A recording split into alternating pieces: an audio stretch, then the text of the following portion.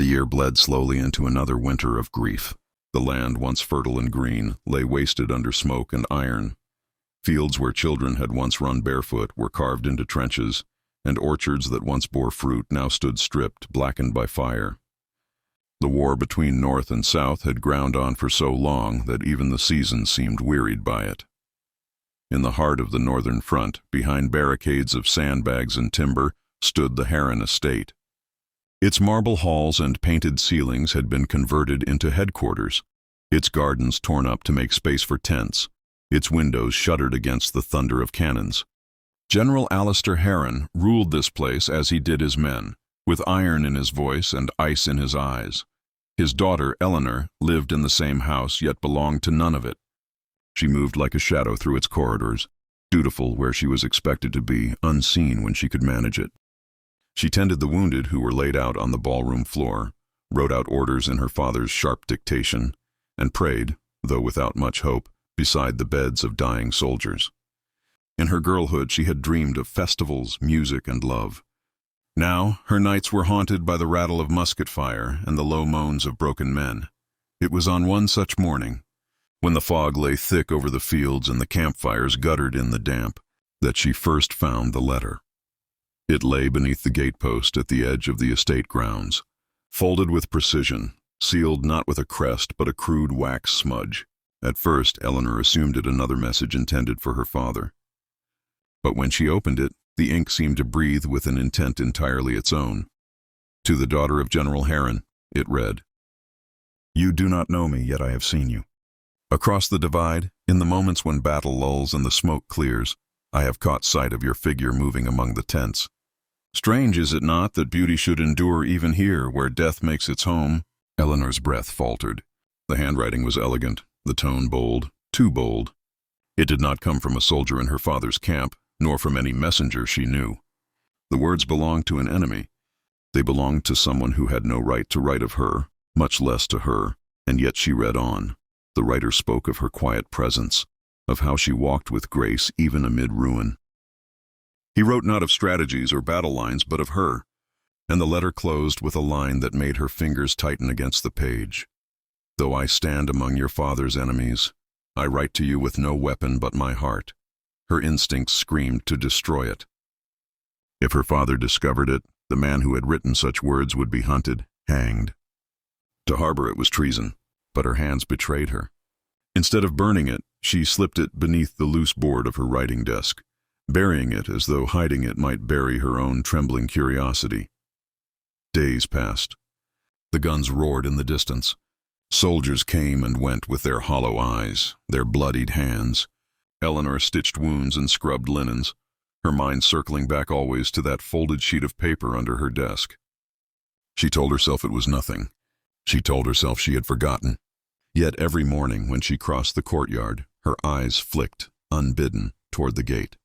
It was not the gate, but the well that yielded the second letter. She found it at dusk, tucked beneath a stone as though left for her hand alone. "Eleanor," it began, her name written as though he had dared speak it aloud. "Forgive my boldness, but I cannot still this impulse. In these days I think of nothing but your face, not the one I glimpse across the river, but the one I imagine when I close my eyes. War makes beasts of us, but when I think of you I remember I am still a man." The words undid her. She pressed the paper to her chest, trembling, though whether with fear or with something far more dangerous, she could not tell. The letter spoke of horror, the cries of the dying, the smell of black powder, the endless nights of sleepless guilt. And yet within such darkness, he wrote, her image had become a light he clung to. It was madness. And yet by candlelight that night, Eleanor found herself bending over her desk, a quill in hand. She told herself she would not answer. She told herself it was wrong. But in the end she wrote, "I do not know your name nor your true intent, but I have read your words and I have not burned them." It was not surrender, but it was enough. She folded the page, crept to the well, and slid it beneath the stone where she had found his. As she walked back beneath the darkening sky, the cold night air filled her lungs, and she realized she was trembling not only from fear. From that night on, the world shifted. The war still thundered at the edges of her days. Her father's voice still rang like steel in the halls. Yet beneath the stone at the well, there was always a chance of something more. A secret waiting for her hands, a thread of words spun across enemy lines. She did not yet know his name. She did not yet know his face. She knew only this. In the heart of ruin, someone had dared to write to her of love, and she had dared to answer. The first exchange should have been the last. Eleanor told herself so each night as she lay awake, the paper pressed beneath her pillow like a forbidden relic. She knew the risk, knew that if her father discovered her secret correspondence, the punishment would fall not only upon her but upon the unknown man who penned the words. And yet, with each day, her steps drew her inevitably toward the well, her heart quickening at the thought of what might lie beneath that stone. Letters came swiftly after, each more daring than the last. He signed them with only an initial, C. From his words, she pieced together fragments of a life lived on the other side of the river. He was no common soldier. His speech bore refinement, his thoughts depth. He wrote of strategy and burden, of nights without sleep spent at the edge of maps and firelight. Though he never confessed outright, Eleanor began to suspect the truth. Her mysterious correspondent was no mere officer. He was a commander, perhaps even the very one her father sought to outwit. "Do you know what it is to lead men to their deaths?" one letter asked. "To see their faces when you give the order, to hear the silence that follows when they do not return. You may hate me for what I must do, but know that I do not step onto that field without their ghosts pressing against my shoulders." His vulnerability pierced her. Eleanor, who had seen the broken bodies brought to her father's estate, understood too well the weight of what he described. And yet the letters were not only sorrow. They grew intimate, almost unbearably so. He wrote of her hands, imagining the gentleness with which they stitched wounds. He wrote of her voice, though he had never heard it, describing how he imagined it might carry a softness beneath strength. For the first time in years, Eleanor felt alive. But joy was always tempered by fear. The estate bristled with suspicion, its halls alive with whispers of spies and traitors. The soldiers who came through often spoke of infiltrators, of intercepted messages, of enemies who would do anything to weaken their line. Once a captured courier was dragged into the courtyard, beaten until he confessed his purpose. Eleanor turned away, clutching her skirts, her stomach twisted in guilt. Was she now like him, passing secrets, if not in words, then in the fragile trust of her heart? The danger became all too real one morning when her father summoned her to his study. "Sit," General Heron commanded, his gray eyes unyielding. On his desk lay a torn letter, an intercepted note from the enemy camp, its contents partially smeared but still legible. Eleanor's blood ran cold. "We know they are sending messages across the lines," her father said, his voice like gravel. "We will catch them, and when we do, I will see them hang." Eleanor forced her face to stillness, though her hands trembled beneath the folds of her gown. She nodded, murmuring a word of obedience, but the weight of her secret burned her like a brand. That night, she nearly resolved to end it. She took her most recent letter from beneath the stone and held it over the flame of her candle, watching the fire catch at the edge. But at the last moment she extinguished it, her heart rebelling against reason. To sever that fragile thread was to plunge herself back into silence, back into a life of duty and grief without hope. She could not, so she wrote instead. "See," she began, "my father grows suspicious. I fear discovery, and yet I fear the silence even more. You write of burdens and ghosts. I carry them too. But if I am reckless, it is because your words have made me believe, if only for a breath, that something beyond war is possible." She did not sign her name. She never did, and yet, when she returned the letter to the stone, she knew he would recognize her hand. The reply came days later, though those days stretched endlessly. "Eleanor," it read, "if I should fall in this war, know that my last thought will not be of banners or victory, but of you. You are my defiance against despair. If your father's men should catch me for these words, so be it. I regret nothing." She pressed the page to her lips, her tears staining the ink. The war thundered louder now. Skirmishes erupted closer to the estate. The nights grew restless with the echo of cannon fire. Still, beneath the veil of violence, their secret communion deepened, letter by letter, heart by heart. But war is merciless, and secrets are fragile.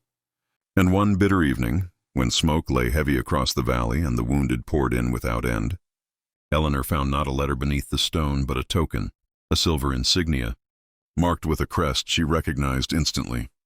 Her heart stuttered. It was the emblem of the enemy commander.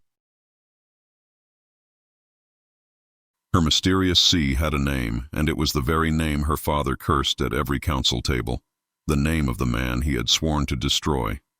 And now, Eleanor understood the truth. The man who wrote to her, the man who had stolen her heart with words, was not only her enemy, he was her father's greatest rival. The revelation struck Eleanor like a blow. She stared at the insignia in her trembling hand, its silver glinting in the wavering candlelight. The crest was unmistakable. The man she had entrusted her heart to was no shadow, no anonymous soul hidden behind the veil of ink. He was Callum Strathmere, the enemy commander her father named with venom in every war council. She should have crushed the token beneath her heel, should have cast it into the fire and sworn never again to touch what bore his mark. Instead, she pressed it to her chest, the weight of it burning into her as though it seared his name into her skin. The days that followed blurred into chaos. The thunder of cannons drew closer. Rumors whispered of a great offensive, of the enemy pushing through the river lines. Eleanor lived in two worlds at once, in the bright daylight of duty, tending the maimed and obeying her father's commands, and in the secret twilight of longing, her thoughts running always toward the man she had never seen but whose heart she knew more intimately than her own. Then came the night when the world cracked open. The Heron estate shook beneath the roar of artillery. Windows splintered, walls rattled, the air thick with smoke and dust. Men shouted in the halls, their boots pounding like war drums. Eleanor rushed through the chaos, carrying bandages, pressing cloth to wounds, listening to the groans of soldiers dragged bleeding across the marble floors. And then, through the haze of battle, he came. She saw him across the courtyard, dismounted, his dark cloak streaked with mud, his sword glinting beneath torchlight. For a breathless instant, Eleanor could not move. The letters had painted him in fragments, the weight of command, the anguish of loss, the tenderness of longing. Now, flesh and blood, Callum Strathmere stood before her eyes, his gaze sweeping the field until it found hers. It was as if time itself faltered. The world around them burned, yet in that instant, silence. Only the rush of blood in her ears, only the heat in his stare. But reality came crashing back with her father's voice. Strathmere. General Heron bellowed, his sword raised, his soldiers surging forward. Eleanor's body moved before her mind. She darted through the courtyard, skirts trailing ash, her heart a drumbeat of terror and desire. She reached Callum just as blades clashed, her father's men pressing toward him. Without thought, she seized his arm. "Go," she whispered, her voice raw. "They will kill you." He looked at her as though torn between defiance and surrender. His hand brushed hers, just once, rough and fleeting, and then he broke away, retreating into the smoke. The battle raged until dawn. By the time silence fell, the Heron estate lay half-ruined, its gardens churned to mud, its halls littered with the dead. Eleanor sat numbly amid the wreckage, her heart torn between relief and despair. 3 days later, another letter appeared at the well. "Eleanor," it began, "I should not write again, but I cannot end our story in smoke and blood. I saw your face in the chaos, and it was more than I deserved. If I die tomorrow, know I die having loved you more fiercely than any victory could satisfy." Her tears blurred the ink, her body trembling with a grief that was also a kind of exaltation. She wrote back, though she did not know if it would ever reach him. "Callum, if we are enemies, then let the world condemn me. I would rather carry your memory as a wound than live untouched in peace. If you fall, know I will never forget you. And if by some mercy you survive, know that a part of me already belongs to you." The war dragged on, indifferent to their hearts. Battles came and went, victories claimed and lost. Yet beneath the ruin, beneath the cruelty of men, their letters continued, tattered, blood-stained, carried by desperate couriers who risked all for fragments of paper.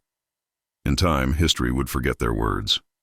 But for Eleanor and Callum, each page was a life entire. Each sentence a defiance against despair, and though no one could say whether fate would grant them a meeting beyond the shadows of war, their love, born of ink and danger, of courage and longing, remained a quiet rebellion, echoing in the silence where cannon fire once thundered.